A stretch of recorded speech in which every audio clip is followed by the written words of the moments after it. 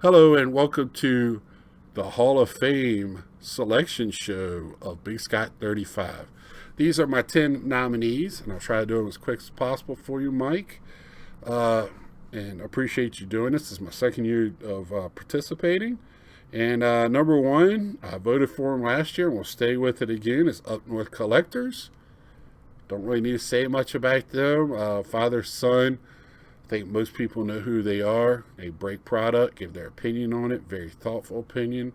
Uh, and also, the son now does some investing stuff and very knowledgeable. They also participate on Bench Clear a little bit, so they're diverse.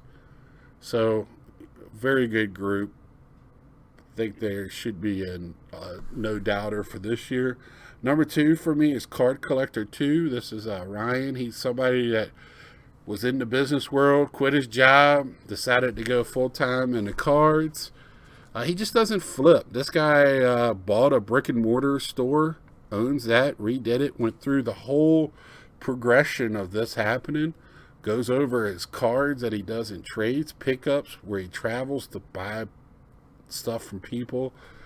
He's very inclusive in what he does and walks you through how he does it. So if you're into buying a brick and mortar or opening up your own card business at any level, he's a good guy to watch and a good guy to contact. He will talk to you about it. He's also got a big presence at the National, does a trade night with, I believe it's Mark from Kentucky. I believe that's who he does it with. And he also has a podcast. I mean, he's just all over the place. He's on every type of media you have for him. So I think he's kind of like the poster child of what we're looking for at the Hall of Fame, but we'll see if he gets in. Number three is Mike, This Baseball Card Life. You want to talk about somebody that gets excited. If you're ever down about the hobby or upset or stuff you just can't get, watch his channel. This man gets excited about cards, and you don't have to be high dollar cards. He gets excited about era cards from the 80s and 90s. He PSA registry. And it's very knowledgeable. And he'll show 4 or 5 cards, but it's going to be an in-depth showing of those cards, and you're going to learn something from him. And he also does a podcast with Ray from Philly. I get excited watching him get excited about the guests he has, because he looks like a little kid that wants to sit on the edge of his seat to ask the questions. Great. Them two together are great. I really like them. Next is going to be About the Cards, a podcast. I love podcasts. 3 guys that are in the hobby. They are collectors. They don't hide it. They talk about grading. They talk about the prices of what cards are going up to. They are very realist. I agree with a lot, especially Shep, about why would you pay so much for a rookie or a Bowman prospect that hasn't played an inning in Major League Baseball. It's funny to watch them because it always feels good that somebody's echoing how you think. So I love to watch those 3 guys. They're fun to watch. And collectors. The next one's House of Cards. This is somebody, he actually started viewing my channel from Mike O. I believe his interview I did, or him interviewing me on his podcast, or him watching my video on my room. It's around that time.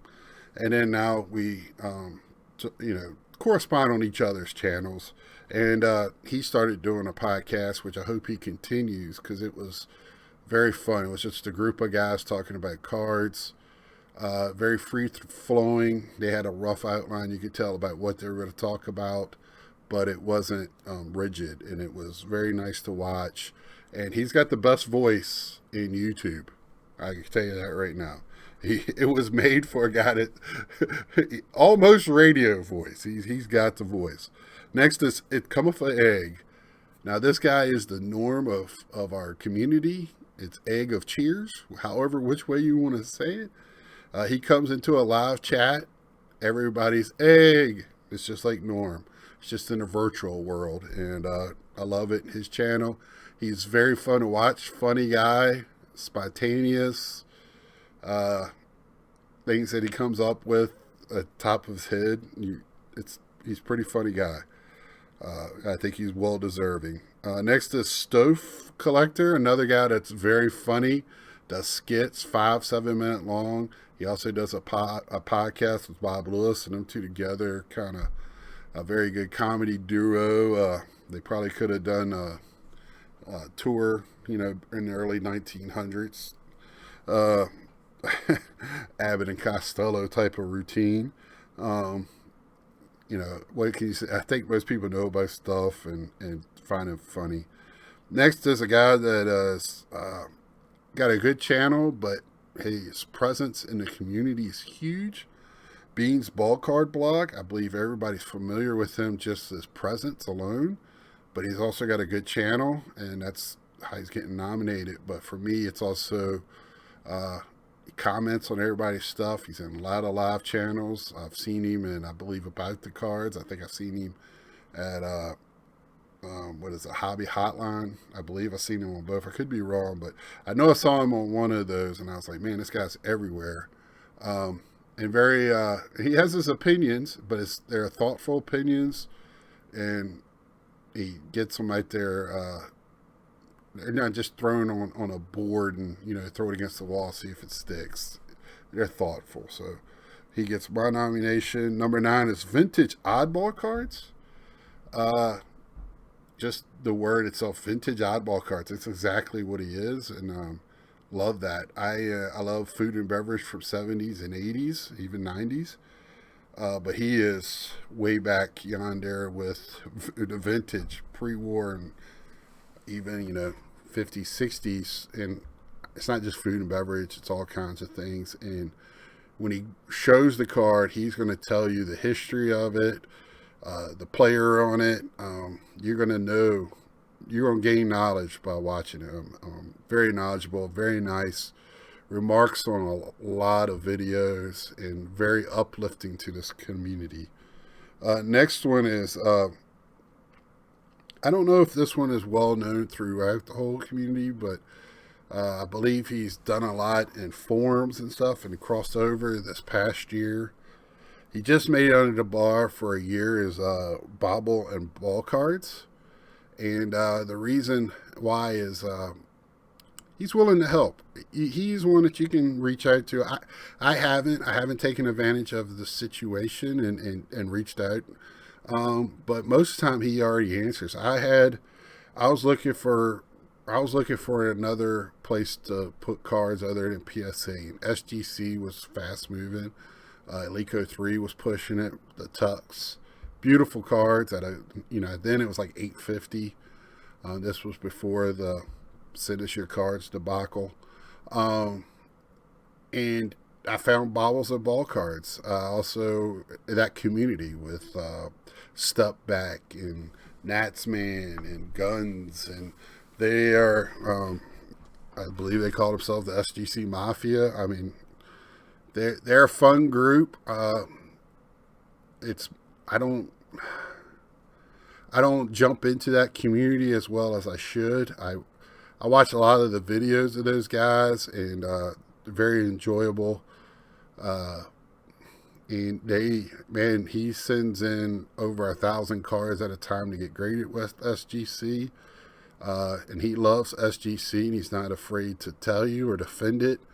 But it's not he's not a SGC